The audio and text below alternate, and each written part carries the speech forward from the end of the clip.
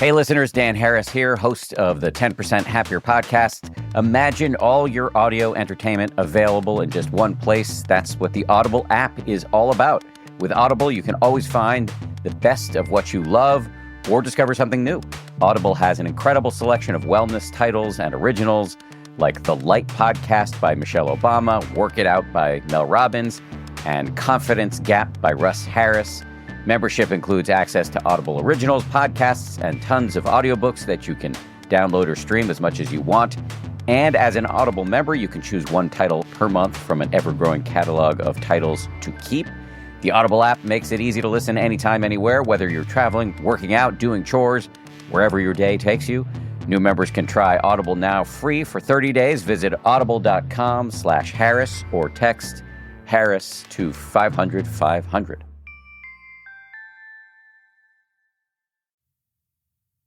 The weather is cooling down a bit. The leaves are starting to fall. Yes, it's that time of year again, football season. And we all know the best part of any game day traditions are the ones that involve food. There's nothing like having everyone in your game day crew coming together to bring their best bites and argue over whose family makes the best chili. And while there's no need to mess with the perfection of game day classics, like a freshly grilled Oscar Mayer hot dog topped with Heinz ketchup and mustard, it's always fun to step out of your comfort zone and get creative with your recipes. Because there's nothing more fun than adding to your list of game day traditions, like making a creamy and delectable queso dip with Velveeta cheese that can be eaten with so much more than just chips. Now is the chance for people across the nation to find out whose game day eats reign supreme. It's your turn to show off your tasty game day food traditions. Go to www.gamedayfoodtraditions.com to share a photo of your game day food tradition to enter to win $10,000. Once again, that's www.gamedayfoodtraditions.com to enter to win $10,000.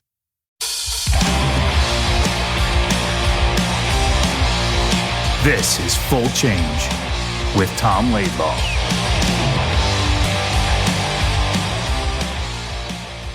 How you doing today, Tom? Tom Smith, you know what? Augustus? Middle name. Call you Augustus. No, I think it's so cool now, but I hated that name as a kid. I thought it was so stupid, but I mean, think about it. My name is Tom Smith, so you have to do something cool. That's true. So I kept Augustus. Now I like it. As a kid, I hated it. Where'd your parents get Augustus? Where'd they get It that? was my father's name, and it was his uncle's name. Apparently, it was a Smith/Scanlon family name. Oh. So I named my son his name Thomas Augustus, his other middle name, we gave him an extra middle name, is Skywalker.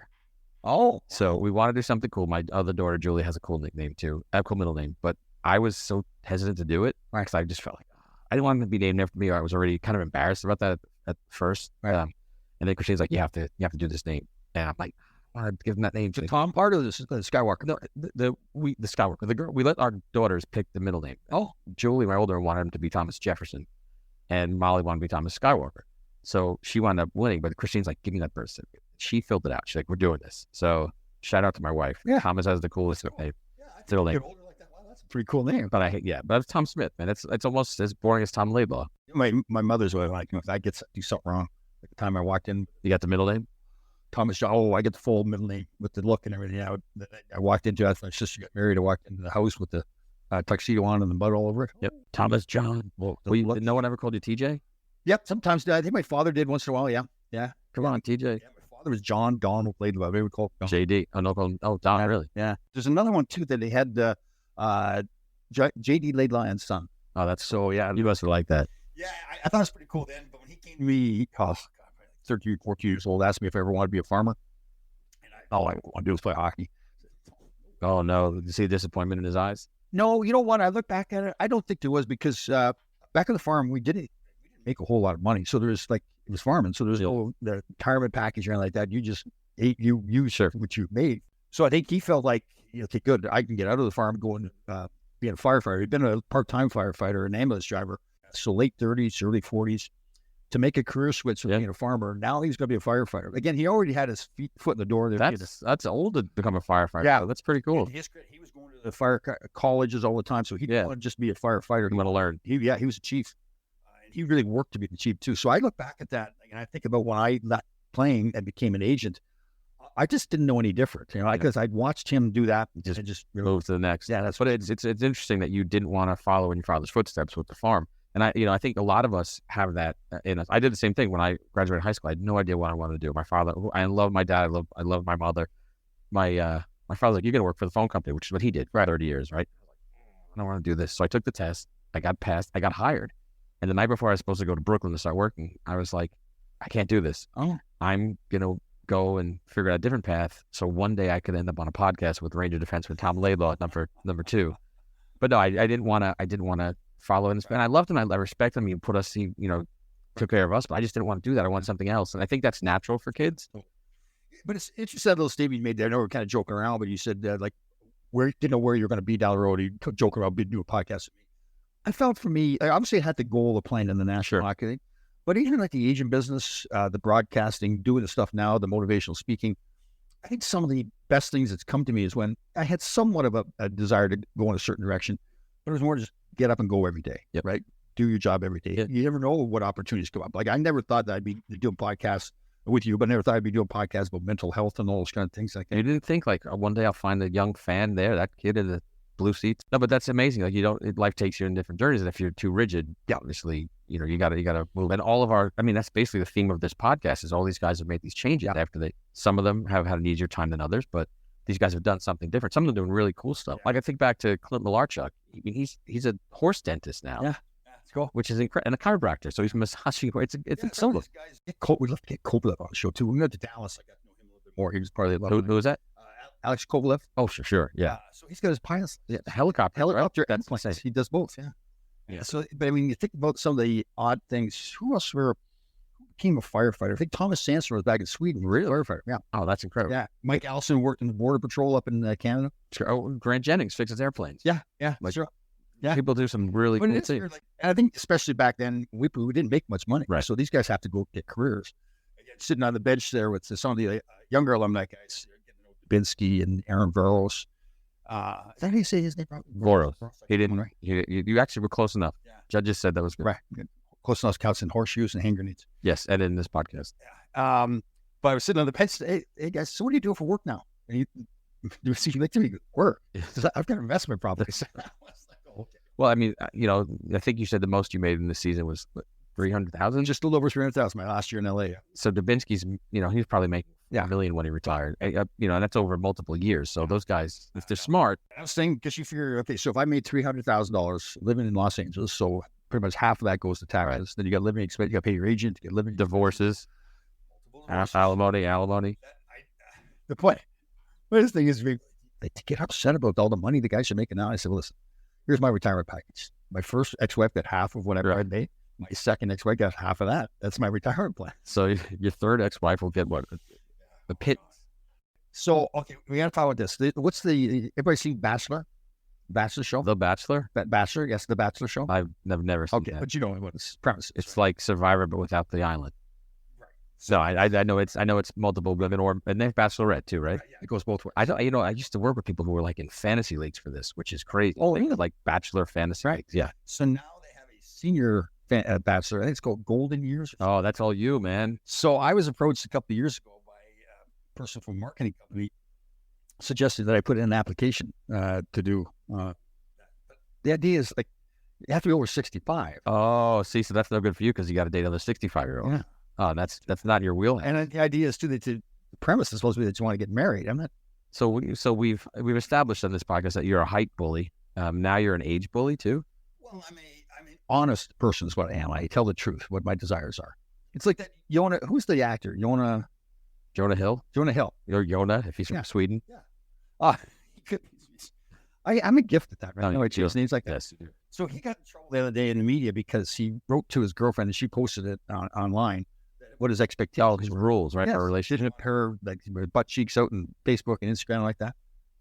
Like people give her a hard time. Like I said, well, he's being honest. You may not like his rules, but at least she doesn't have to stay with him. I respect having ground rules in a relationship, but you look like a kooky, out of touch knucklehead when you're texting it to someone. It's almost like it's a contract. But she's the one that made it go public. She sent it public, so he did. But anything. But when you're a star like he is, you shouldn't be doing that. But I think the flip side is also okay.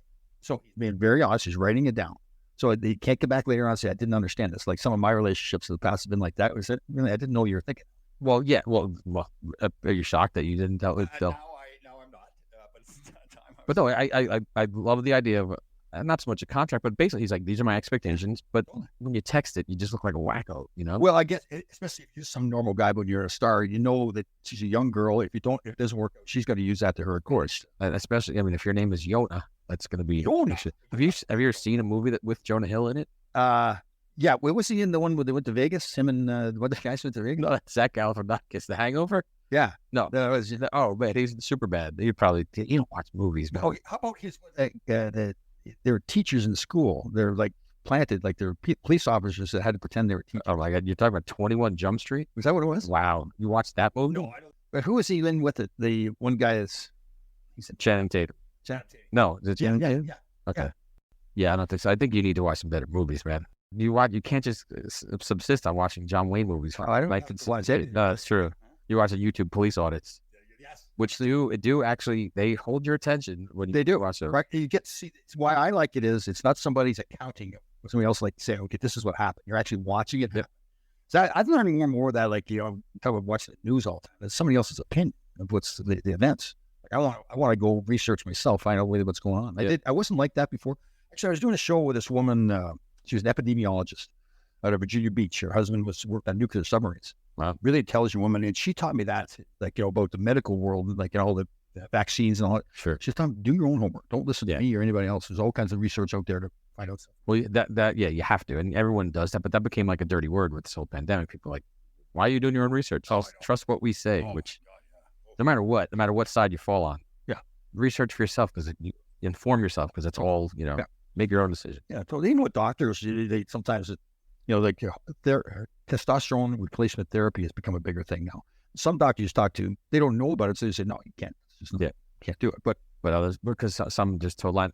We have a great pediatrician for our kids, and he was great in the beginning. He's like, he's asking Christine, he's like, you're the mom, you know the kids better. What do you think? Right. Which I was kind of blown away because we think of doctors as like they know it all, everything. Right. And they're just dudes. And the first pediatrician we had kept scratching his nuts in while he's treating one of our girls. I'm like, is this who's the doctor? I'm not going to say his name, but he was in Jersey. Yeah. And he had like bad bat weight and he kept like adjusting. We're like, what is this guy doing? And yeah, so we moved on to moving on. Yeah.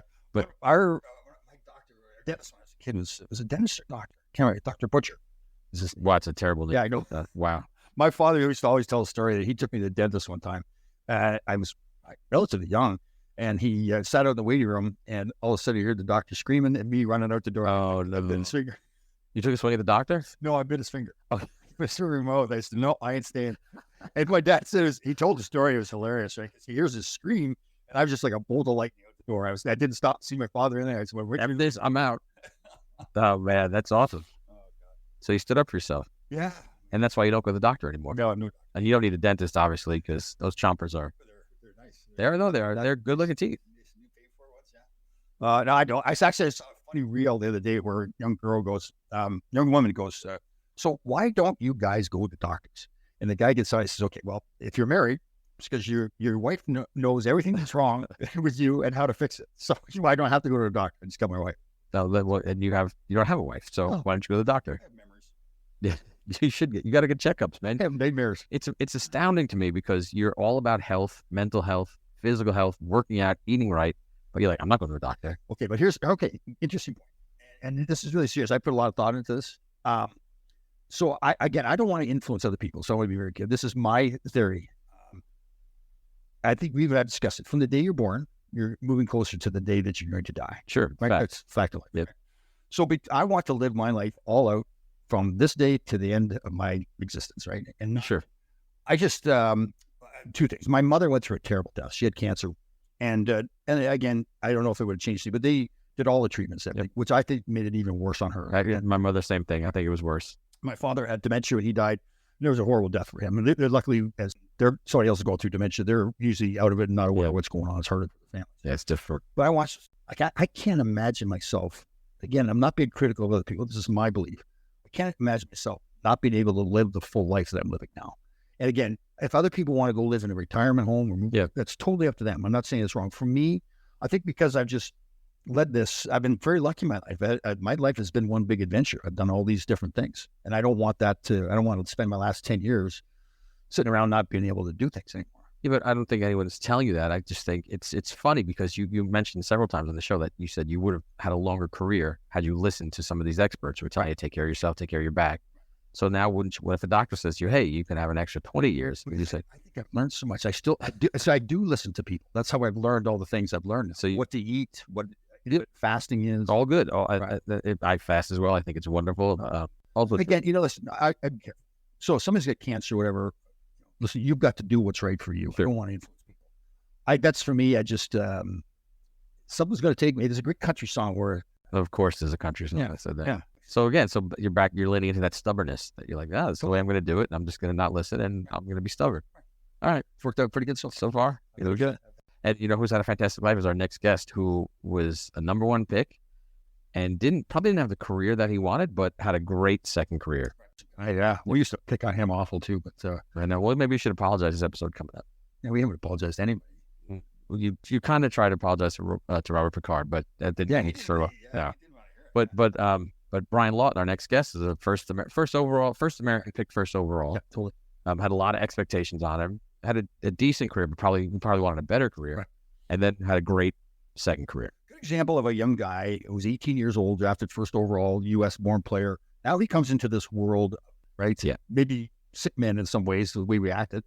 He's a good kid. He's an 18-year-old kid. When I was 18, I was going into college my first year, and I remember playing against him. We just brutally, like the things we said to him, the physical play, and that was the game. When we knew we could get to somebody, then we would do it. Was there any anti-American bias towards him too, because he was the first American pick, or was that I still think the stigma back then was that the American-born players were not as tough as the Canadian. Yeah, but you had Pavlich, you had you had a lot of American guys on your team. Totally, yes. And that's when those guys started coming along. Even like Thomas Sandstrom as a Swede coming in, those views they changed because those guys were physical. They went away, because they proved themselves. But I guess maybe because he was an 18-year-old kid, maybe. Yeah, and he didn't stick up for himself, But it was almost unfair. He was in a no-win position. 150 pounds, 18 years, right out of high school. And there was back in those days. It was like, okay, you're in the NHL, go deal with it.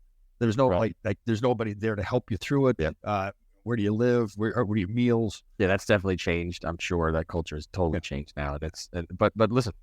Brian Lawton became incredibly successful, as people will hear, in his post-hockey career. Really, really successful. I love seeing that. Intelligent guy. So, although he was still in the hockey world when he was a GM in Tampa there, sure. But it's a different role. You're not a player anymore. You're a manager. You got to make business decisions. Sure. And you got to be. And he's very successful. So enjoy this next episode, Brian Lawton.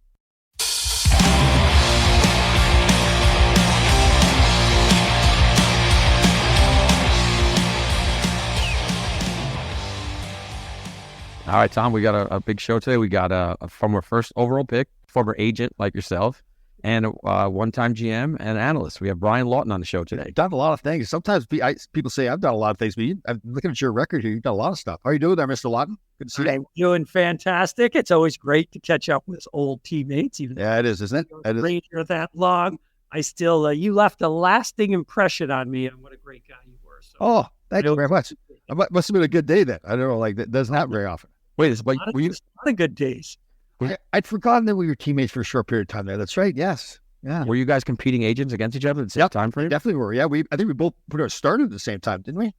We really did. And never any animosity. There wasn't. At different times you'd have animosity with different people that were in the business. Never had that with you, Tom. Yeah. Never had it with Solomon. Bunch of guys. Yeah. I think most of us at that time, you're right, it wasn't as nasty. It got nastier. The money went higher. People was more at stake. And, the one thing was, I think most of us, if you had a client, they said, no, that's Brian Lawton's client. I'm going to leave him alone. Now, if the guy was unhappy with Brian Lawton or unhappy with Tom Laidlaw and wanted to make a change, then obviously you've got to talk to him. But that was fun. So we were talking here before the show. You grew up in the first 6 months in New Jersey, then moved to Rhode Island. I was born in New Brunswick, New Jersey. Which people always ask me about New Jersey, and my grandparents lived in Kingsburg. But I really don't know that much about New Jersey, even though the last, basically prior to this season, the last 7 years, I had been working in Sea Caucus for NHL Network. But the story was very simple. My dad's dad and his dad all worked for the New York Times. That's kind of what you did. If you go back a couple generations, you do what your father did in this country. Used to. That doesn't happen anymore. Kids will have no idea what we're talking about now. But my dad got a job with the Providence Journal right after I was born, moved to Providence. Loved living there. Huge Boston Bruins fan. The sole reason why I ended up playing hockey, the Bruins were so big. I only lived about 35 miles from Boston. That influenced my life and all the kids in the neighborhood. There's always some story like that. But people ask me why I didn't go into my dad's business. And I did go one time with him when I was like 14. And my dad used to deal with these huge rolls of paper, climb these enormous ladders, tons of noise, terrible smells.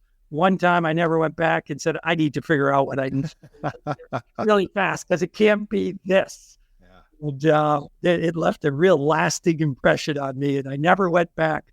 Again, my dad hardly ever saw me play when I was an amateur player. But I do remember seeing him a couple of times. He'd come in his kind of greasy work gear as a proud father and probably would come to 2 games a year. Yeah. Now, were you a pretty good player right away? Were you a big goal scorer and everything when you were a kid? In high school, I did very well. I played at Mount St. Charles. We had, as a freshman, as a sophomore, we played against Bobby Carpenter, who was a big deal back then. That's right. We ended up beating them, played head-to-head against Bobby, who went on and played fantastic for the Washington Capitals. And he was the first overall pick, too, in the draft, wasn't he? Bobby was 3rd overall. Oh, okay. Yep. It was Ron Francis, Doug Smith, and Bobby Carpenter, I believe. That's right. You're testing my memory now. But yeah, there was a lot more hockey going on in places like that way back when. Played Tom Barrasso's team when I was a senior in high school. He played at Acton Boxborough. Tom, of course, went on to the Sabres in a great career. But it was a good place to grow up, Rhode Island. I enjoyed it. Have moved out of there since I was drafted by the North Stars, lived predominantly in Minnesota and wherever the journey of hockey has taken me, which has been a lot of different places. So you're a first overall pick in the NHL draft right out of high school, correct? Yes. Wow. And what kind of pressure is that like on you? You know, you don't know what you don't know. And at that time, the league was significantly different. Tom, you're Canadian. I was the first American picked first overall. And it was just different. There wasn't a lot of Americans on the team in Minnesota. Neil Broughton, there was some. Tommy Hirsch was there. Scotty Bustad eventually. Gordy Roberts, who, of course, played forever, was an American, but he played in the Western League. And it was just different. People were, the players were more shocked. I found it hard to fit in when I was younger. And, to be an 18-year-old man playing in the National Hockey League, that's a tough thing right there, right? Yes, and the North Stars had a very good team also. I mean, they had made a trade the year before with Pittsburgh to end up getting that pick. So, in some ways it's really good. The problem for me was as an 18-year-old, our centers were Bobby Smith, Neil Broughton. They had traded for Dennis Baruch in the offseason, who had scored 60 goals twice. That's right.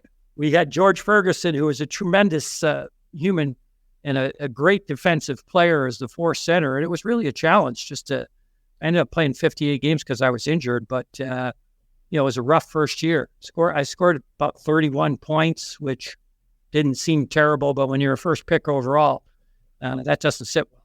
Yeah. And I was one of those mudhead defensemen that said, okay, here's this 18-year-old kid. Let's go punch him in the head. Yeah, that's right. It happens all the time. And a part of me didn't really understand it because I'd always like every player that makes it to the National Hockey League. Almost everyone has been somebody somewhere. Yeah. Before you get there. And then all of a sudden, everybody's been somebody and nobody cares who you are. So it was a big adjustment for me. In hindsight, I tell people this all the time. I wish I'd probably gone to college for at least 1 or 2 years. Yeah.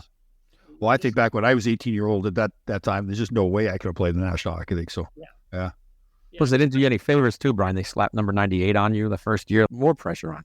Yeah, there was a lot of pressure for that. Nobody was kinder than Wayne Gretzky, just being the class act he was, because we played Edmonton all the time. And I remember the first time we played him, the reporters came in and said, Wayne said you really let the puck do the work and all this great stuff. I was like, oh, that was really nice of him. But it didn't sit well with anybody else. And the guy that it should have insulted the most was Wayne Gretzky. I changed that number the following year because I couldn't figure out why he would skate by me and slash me. Isn't it funny? Because that's the way the league was back then. It wasn't about you, as you know. It wasn't a personal thing. It's just if we found that we get some edge on somebody player. I remember early when people started putting the shields on, the plastic shields, we would put Vaseline on the outside of our glove and then go rub the Vaseline all over the guy's shield. They couldn't get it off. I mean, we're barbarians back then. So, and I had never played without a shield until I got to the NHL. oh, okay. I played without a shield for the first maybe year and a half, 2 years. I put it on briefly, got slashed twice as much as before that, and took it off again. And it just said, I can't do it. So how many years were you in Minnesota then? 5 years. 5 years. Then where'd you go next? I got traded to the Rangers. Oh, that's okay. And then Hartford after that? Then Hartford after that. Lloyd, let's talk about the Ranger time there. I know. I just was making You're there. timeline then, yeah. Because you're there. Well, I was there at that time. And who'd you get traded for? Mark Tenorti, who ended up being terrific. Oh, that's right. Yes. A couple other guys. It was myself and Igor Lieber. Oh, Igor Lieber. Oh, I remember Igor. Wow. Was that a Phil trade? That was a trade. Yeah, that was a Phil trade. Yeah. So that's the one thing we have, the agent thing in common. We both get traded by Phil Zito. Yeah. There we go. Yeah. Find a million things you could keep going. Oh yeah. Trader Phil. Trader Phil. Yeah. And so then the story was from the Rangers, because you'll remember this because you were good friends with Donnie Maloney. I was only there a brief period of time, got traded right after training camp, got traded on Christmas, essentially, and told on Boxing Day. Oh, I didn't know that. Oh, wow. I was at the hotel, and I remember we had an afternoon game for the Rangers. I can't remember who we were playing, but I saw Phil having breakfast with Donnie. And Donnie Maloney and Norm Mercader and myself were all traded to Hartford. And I was like, God, Donnie looks really concerned, troubled even. Like, I had no idea. I mean, I'd just gone home to visit my family in Rhode Island, gave every person I know within 100 miles of my house Ranger gear because I was proud to be on the Rangers, was doing okay. I think I had 17 points in like 28 games or something. You know, playing with Guy was there, Lafleur. I enjoyed it. Brian Mullen, I knew. And sure enough, I went back to my room. I got a call like 30 minutes later after I saw Phil and Donnie having breakfast, telling me good news and bad news.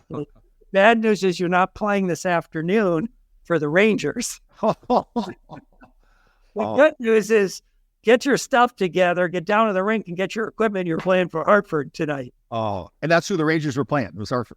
We were not playing. Oh, okay. We were not playing the Rangers. Thank God, because that's what I thought. I knew we weren't, but the way he was saying, I was like, oh my God, I have to play against the team I'm just in on. It's the first time he was ever traded. Thankfully, that wasn't it. I don't remember who we were playing in Hartford. We had Phil on another podcast, and we started talking about all the trades. And we said, well, why did you trade this player there? He said, well, the guys I liked the most, I tried to get them closest to New York with their families. And Don Maloney got traded to Hartford. He said, the guys I liked the least, I sent them as far away as possible. He traded me to L.A. I'm going, Phil, I thought we got along fine. I thought we were buddies. They could trade me. I am certain that he would have liked you more than me. Oh. Of course, Phil and I crossed paths when I was the general manager. Yes. Yeah, I forgot about that. That's right. That's actually a great story. I know we're jumping ahead, but and correct me if I'm wrong here, Brian, but you basically sold yourself to Cools and Barry, right? You said, I can run this team, and here's why. Did you give a presentation? Yeah, I mean, I had been on other interviews. I don't know if I would always try to sell myself. The urban myth was that you gave this presentation and blew them away, and they said, all right, you got the job. I had put a lot of time and effort into thinking about transitioning out of the agent business. I was running Octagon Hockey at that time. Technically, Octagon Hockey was my company. They bought my company, didn't have any hockey division. We built it up. I brought Larry Kelly in, Alan Walsh, did all this stuff, but I wanted to transition. I always had this plan in my mind. So I interviewed for Anaheim first. One other team might have been the Islanders along the way. And then I met Oren at the draft in Ottawa, and they hired me there. And Oren and I are best friends to this day. I actually am working with him to sell his half of his company, which owns the Saw franchise. Right. So, it was just him and I just hit it off right away. I didn't know Len, even though I played against Len a little bit. I just didn't know him as a guy. Oren hired me, and I was very thankful for that. And how many years were GM there? I was there for 2 years. So I got hired at that draft in Ottawa. Asked me if I wanted to go down and run the draft. This was literally like on a Monday. The draft was on Saturday. Yeah. I was like, no, I don't want to do that. Let's just go over what the plans are. They were thinking at that time about potentially trading the number one pick. I said, no, we can't do that, you guys. Stamkos is awesome. Dowdy's terrific. It's hard for me to jump in. I haven't met the staff. Who are you going to draft? They said, we're going to take Stamkos. Great. And that was the first thing. So drafted Stammer. Second year we came back, drafted Hedman. Oh, yeah. And love him. I love him. Very good careers. They've done very, very well. But Jay Easter was the general manager at the time. Jay knew that he wasn't going to continue on. And I only say that because after the draft, when I went to Tampa, Jay went back to Hershey where he lived in the off season. He actually never came to Tampa when I was there at all. Oh. So I was essentially the president of hockey at that time. Wow. So that's you were very successful as an agent, but that's still a pretty big jump to go from being an agent to now running the team, president and general manager, right? Yeah, it definitely, it was a big jump. I felt like I had a competitive advantage in some ways, as I learned very quickly. Once you become a GM and you get so engulfed with your team, it's hard to stay as current on the rest of the things that are going on. And before I did this, I went and I spent time with Brian Burke. I was very, very concise and succinct as to how I wanted to prepare for this. I went and spent time with Lou Lamoriello. I asked probably 5 other GMs if they would do that for me. And those are the only 2 guys that said yes. Oh, really? Yeah. I'm surprised by that. Some of the other guys are well-known guys today that are still doing it. I was always like, God, that's such BS. Yeah, no kidding. So you wouldn't ask them just to get their opinion on things, and they said, no, I'm not going to do that for you. Yes, I went beyond that. I said I'd love to come into town and spend 3 or 4 days. Right. Just kind of job shadowing you. I was serious about this, obviously. I'd put a lot of time and effort into it. I love being an agent. I love working with players. But my life is always about looking for the challenges. Sure. Like that was the next challenge. And Lou Lamoriello, he was amazing to me. I was going to go to Providence College. So, I shouldn't be surprised, but Lou's amazing to everybody. And that's yeah. When I was managing Tampa, it wasn't working out the way I wanted it to. They had hired Barry Melrose before I got there, which was a terrible deal for Barry because he had just been hired, but I didn't hire him. Right. We had some philosophical differences. Eventually, I wanted to let him go. And the 2 people I called to ask them how I should handle this were Brian Burke and Lou Lamoriello. Sure. And those guys called me every day for like 3 weeks after that to see how I was doing. I have never been more touched by kindness by some of the toughest people in this business that were associated with doing it their way. And, the reason those guys have been so successful is because they understand, the human element. Yeah. And it was really impactful for me. And I was very, very thankful that Lou Lamoriello called me. We made a change at coach, let the coach go, had a game the next night. And he called me before I got to the bus after the game to let me know he had watched the interviews I'd been doing and had done. And I was doing fantastic. Good. Great work. And it was just really, really touching. That is good. So it's just so people understand, go back to the Barry Melrose situation. Typically, they'll hire a GM first. He'll know who he wants as a coach. I remember when they hired Chris Drury here at the Rangers, they let him then hire Gerard Gallant. He knew who he wanted, the style of coach and interviewing people. So that put Brian in a tough spot now, and he takes the job over, and they just hired a new coach. Yeah, it's hard to really fire him right away, but he clearly wasn't. And it doesn't mean that Barry Melrose is a bad guy or a bad coach. He's just not Brian Lawton's style of coach. Barry Melrose is as fine a human being as I know. And him and I ended up working together at NHL Network. Oh, yeah. And a lot of the producers, the guys at Barry, were like, oh, are you okay to work with Barry? I was like, I would love to work with Barry. I think the world of him. He's tremendous in TV. He had a great run as a coach, as everybody knows. Just because it didn't work out between him and I, it was stuff that I'm sure it's more my fault than his fault, but Barry was never anything but a gentleman about it. And I know that he knows that I have great respect for him, so I was never concerned about it. I think you're being a good guy there saying it's your fault. I'd rather say it's just he's not your style of coach, right? You know what you want from your hockey team. You know what the culture you want. And again, it's not Barry Melrose just the bad guy, just maybe the different culture, different style of coach. But it's interesting. Yeah, it happens. Everybody accepts that. I knew that going into the job. Barry certainly had been around a long time and was a real veteran. So, it's always uncomfortable. Those are tough things to do, but that's part of the job. Botox Cosmetic, out of botulinum toxin A, FDA approved for over 20 years. So, talk to your specialist to see if Botox Cosmetic is right for you. For full prescribing information, including boxed warning, visit BotoxCosmetic.com or call 877-351-0300. Remember to ask for Botox Cosmetic by name. To see for yourself and learn more, visit BotoxCosmetic.com. That's BotoxCosmetic.com. So 2 years as general manager, then you move on from there. What'd you do after that? After that, Nick Kiprios recruited me to work at Sportsnet. Oh, yeah. Yes. Which I did for about 2 or 3 years. I really enjoyed it. They treated me fantastic. I took a year off after 3 years, and I was helping a gentleman by the name of Matt Holsizer try to get a deal for a National Hockey League team, which eventually I ended up putting him into the Minnesota Wild. That's right. I remember that. Yes. Yes. Matt was a general partner there, minority general partner, and him and I continue to be good friends. This company that you see me here today at is called Sports Digita, and Matt is the only institutional investor we've let in thus far. We have about 80 people here. My wife runs this company. She's the CEO. We work with probably 300 or 400 sports teams around the world. We also work now with any company, and we are a software platform that helps people sell things. And it's gone very, very well since my wife's company. Let me get this straight then. Your wife is your boss? Technically, I'm the only board member at this company. So technically, I'm her boss. Oh, okay. All right then. In her mind, my boss. Technically. And if you were smart, you'll let her continue to believe that too. Yeah.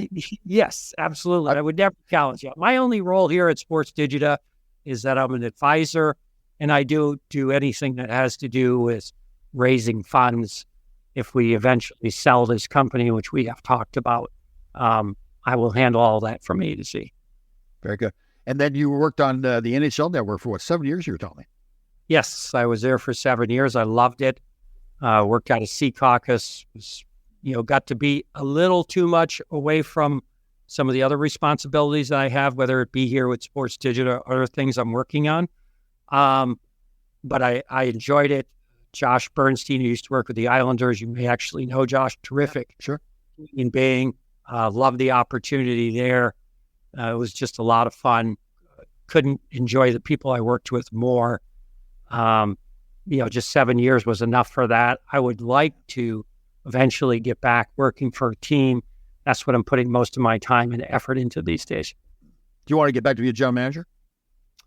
It doesn't have to be a general manager. I would love to just work with a group of people.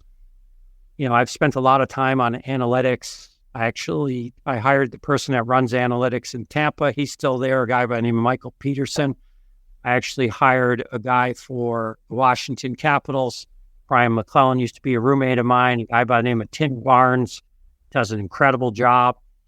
And I just think there's some areas I could help a club in that regard. Obviously, owning a tech company, pretty familiar with how things go and work, and think it's kind of low-hanging fruit for a lot of clubs still in the National Hockey League. Right. Very cool. So how many games did you get in the National Hockey League as a player? Just under 500. Do you look back and are you happy with what happened in your National Hockey League career? Obviously, I wish I had been better. I always have mixed emotions on it.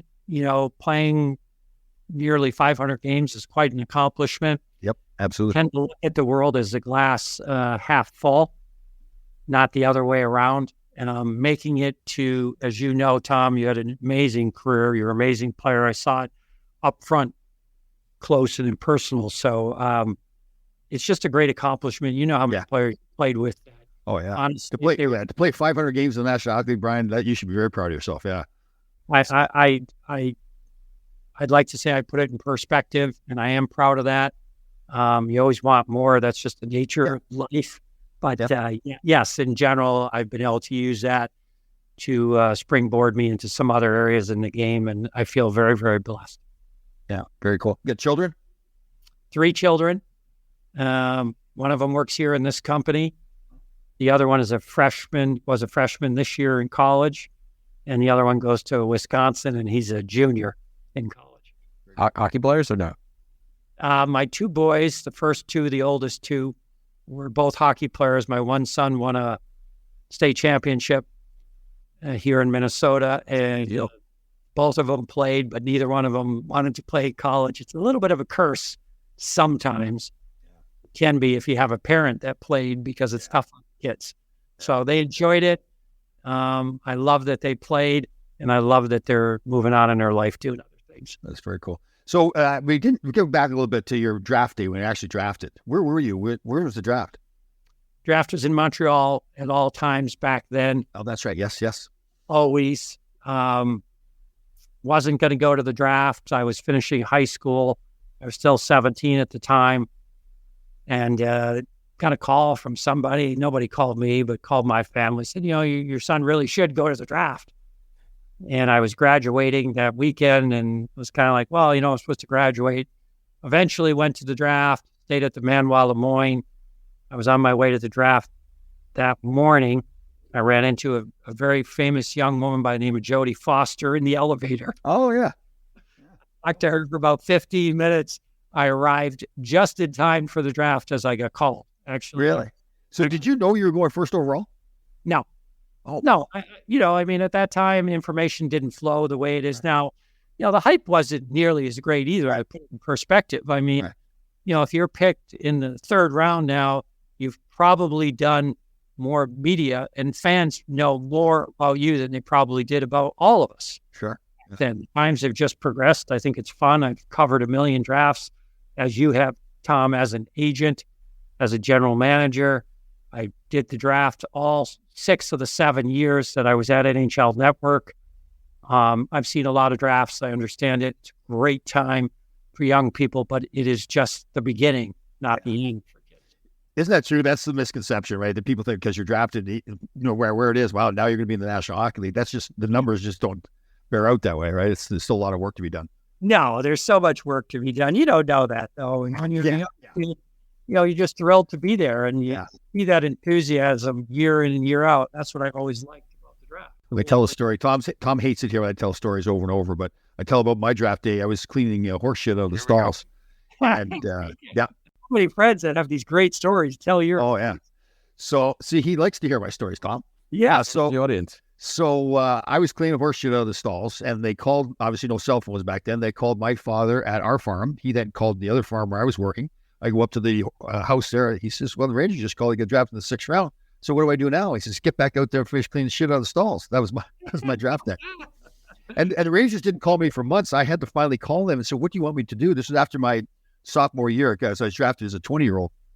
And they said, what are they doing calling us? Like, they were insulted that I called them. Like, get back up there and get to work. So all worked out all right. But it's funny, like you said, as being an agent, as you were, going to the draft, everybody's in their suits. All the meetings have taken place. There's all this preparation. You have a pretty good idea where the player is going to get drafted. But yeah, back then there was nothing like I didn't even think I knew the draft was that day back then. Yeah. Oh, Mike Lee tells me he was playing Frisbee at Bowling Green when he got drafted with a bunch of very cute girls, as Mike likes to tell it. Sorry, Moran. And he couldn't be bothered. Somebody said, "There's a phone call for you." And he's like, "Yeah, I'll call him back." Oh, it's all right. He didn't take all that classic stuff. That's good. Oh, man. Just different. And Mike was a 2nd rounder. It's not like he was, 6 rounders, they didn't really, even talk to. No, kid. They said you pigeon or something. Hey, you go easy on the 6th rounders. Joe Pavelski was the 7th rounder. Is that right? He was, wasn't he? It was Ben Robitaille. Yeah, Robitaille was. Pavel Dutsak. Pavel. That's it. He changed his name. Tons of guys. Dave Taylor was like Henrik Lundqvist. Yeah. You never know. That's the great thing about hockey. Hockey's the toughest of all the drafts. The NBA draft was just recently, and the guy they picked is 7'5" and can handle the ball you can't imagine.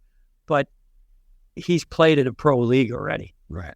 There's a better read. In hockey, we're all still playing high school, which has only happened once, where someone was picked first. Jeremy Roenick was picked out of high school. There's been lots of good high school players. Chris Kreider's another one that comes to mind. But ultimately, it's hard to pick kids younger.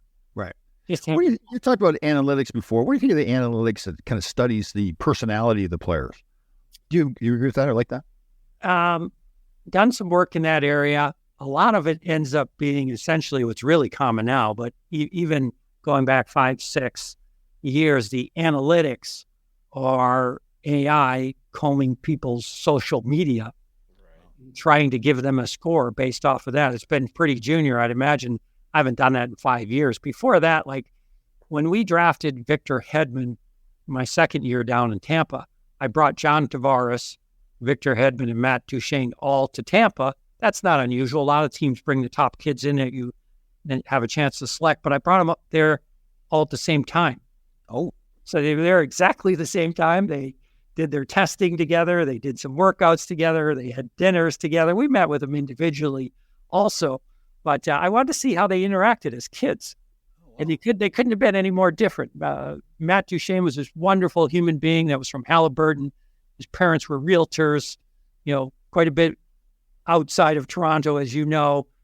Victor Hedman was this guy who had been playing with Mattias Timander, in the storied program in the Swedish top league, and was already essentially a man and a pro. And John Tavares was this TSN superstar that the world already knew because of the greatness he had delivered already. So it was really, really interesting. The final takeaway for us that year was that from our staff was that we would select Matt Duchene. So I didn't say anything. I went to all the meetings. I just, look, you guys, whatever happens, you're going to make all the picks in the draft, unless it's in the top 5. Then I'm going to reserve the right to always overrule you. And that's my right as a general manager. But I wanted to be clear. I told everybody that up front, but I never said a word all year. I never told anybody that we weren't going to select Matt. I went and told the owners. I had to report up, of course. You got to manage up. I wouldn't want them to have been shocked until we went to the draft. And then when we got to the draft, I sat down with everybody. We had a very heavy Western Canadian scouting staff, and I knew that, Hockey Canada scouting staff as well. They had just a little bit of tendency to those players, and I knew they were going to be upset, and they were very, very disappointed. Is that right? Eh? We were going to pick Victor Hedman, and I just said, look, I told you guys, I always will reserve the right. Anybody that's in the top 5, that's on me. Is that typical for other general managers to do it that way? Not everybody will do it that way. Everybody will have their own twist to it. There's no tried or true. Some guys will say, no, I let the staff make those picks. I don't have time. My line of thought was that, look, if you're the GM and you have a pick that's that valuable to the organization, sure, you have to carve out time in your schedule. It's a busy schedule to get out and see these guys, and that's what I did. I felt really comfortable that I had seen all 3 of them enough to weigh in with my opinion. And that was your second year as a general manager? Second year as general manager. So I don't think people realize what a gutsy move that is. I mean that in a very good way towards you, because again, you've got these veteran scouts that have drafted many players. Here you are as a second year general manager, and you're overruling them and taking that. You're still taking a great player. I mean, they're all 3 of them. What a pick, though. Honestly, at that time, it worked out very well. But at that time, I knew it would be controversial with the staff, but I felt like I'd handled it properly. Yeah. I felt very strongly about the players. As an agent, Tom, as you know, we spend a ton of time out there trying to figure out who's going to be a player. So I felt like I'd scouted a very long time by that point, obviously played like yourself. And I felt like it was my responsibility. But the reason I say it wasn't really a hero move or anything that unusual, and that I really felt all 3 of those guys, and I could have went deep. Yeah. Were really good players. If you study this stuff the way that we were back then, and everybody is now, and a lot of people were back then as well, then it's not a science as much as people think. Yeah, it's more. And I felt very comfortable with it. When we lost the lottery, we didn't really lose it, but we didn't move up or we didn't move down. Everybody, I remember a couple of guys said, "Geez, you don't seem very, very upset, Brian." But I knew the Islanders were going to take John Tavares. Yeah. So you ended up with Victor Hedman. That's not a bad second prize, right? Yeah.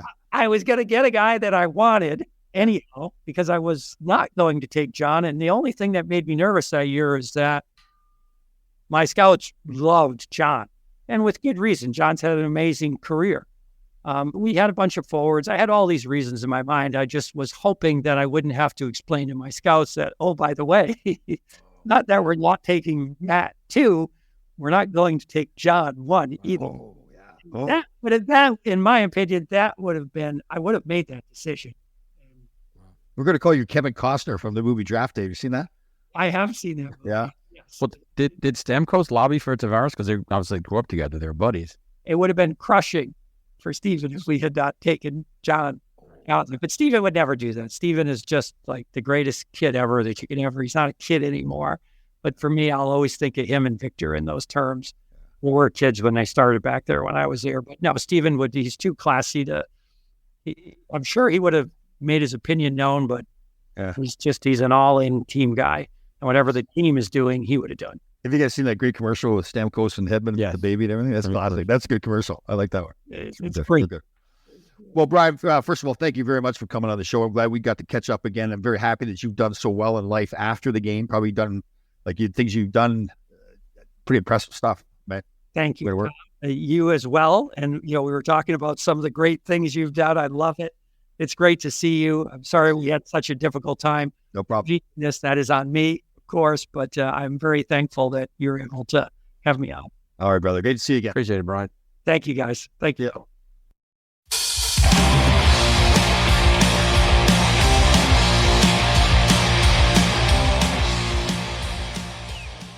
Well, Tom, we've said this before, but that interview with Brian Lawton, he's probably the epitome of making that second chapter because he was first overall pick. He wasn't a superstar. His career after the NHL was way better than as it was as a player. It was interesting to listen to him talk to you about how when he was 18 years old coming into the NHL, and guys like myself were always punching him in the head, and he couldn't figure out why are they doing this. He came right from high school, Mount St. Charles High School in Woonsocket, Rhode Island, and he was a target for everybody. He was that first overall pick in the draft. And again, like I said, I guess I didn't realize that he didn't understand why we were doing what we were doing to him. And that probably hurt him a little bit too, because, we did it because we want to show that we could intimidate him if we had fought back more. But again, I'm very, very proud of him too. Like what he's done after the game, again, still played 500 games in the NHL, so it's not awful, but what he's done after the game is much better than when I played. Yeah, and you said you guys were horrible to him. But I guess that's any, young Cub coming in, you're like, fuck this kid. We're going to run him. I actually forgot that I played with him with the Rangers. He's only in for 40 games or whatever. But yeah, it's just the game is so different too. That was part of the strategy. Like intimidation was part of the strategy of the game, and when you didn't show that you weren't going to get intimidated, then we just continued to intimidate you. Well, then they drafted him first overall out of high school, so there's a lot of pressure. Then they slapped 98 on him. They did that to Sakic too. First year, I forgot about that too. So who's thinking about that kind of stuff? He's an 18-year-old kid. Yeah, the management is doing that. Yeah. There's just give me number 9. Only be normal, Just having me playing at 18 years old back then, because I was, hard men that were beating the crap out of each other, and there's 18 years kid in high school. Yeah, just wasn't fair. And you know what? I guess I really didn't look at it that way until now, having that conversation with him, how he felt at that time going through it. But like I said, he's done very well after the game. I loved hearing his stories about the Hedman and drafting. Oh, yeah. He's very successful as an agent like yourself. Then he became a general manager, a TV guy. He's got some businesses. Yeah, he's very well-spoken guy. Yeah, and he was good to come on the show. It's great to have him on, and it's a great career. Very interesting. Yeah, good guy too, right? Like he's really like the people in his life that he's friends with from the past, like Tippett and other guys who he talked about a lot. I don't know. I just keep thinking to myself, like now that now I'm 65 years old. I know him now as a person. Thinking back to how we treated him on the, you feel like a dick now, right? Well. Yeah, it's just like the poor kid, what he must have been going through at 18 years old. But then in those days, it was my job to chop us win. Well, let's ask this: in knowing what you know now, would you go back and would you do the same thing? Oh, I'd push harder. It's just it's just the way the game was. Because we joke around with the story about Robert Picard all the time. If I didn't do that to poor Robert Picard, I still played in the NHL, but I certainly increased my chances of playing in the NHL. You sure did. And Brian Lawton had a great career. 500 games in the NHL totally. is amazing. Yep. And then the post hockey, post NHL player career is incredible. He's done well. You know what? I don't think I really appreciate how intelligent a person he was until that interview to really see the decision making process, how he got the job in Tampa, even the firing of Barry Melrose and how he talked about that. So a very impressive guy. I've got a whole new way to look at Brian Lawton. Awesome show. Yep. All right, Grasshoppers, thank you for listening. We had a fantastic show. We'll see you next time.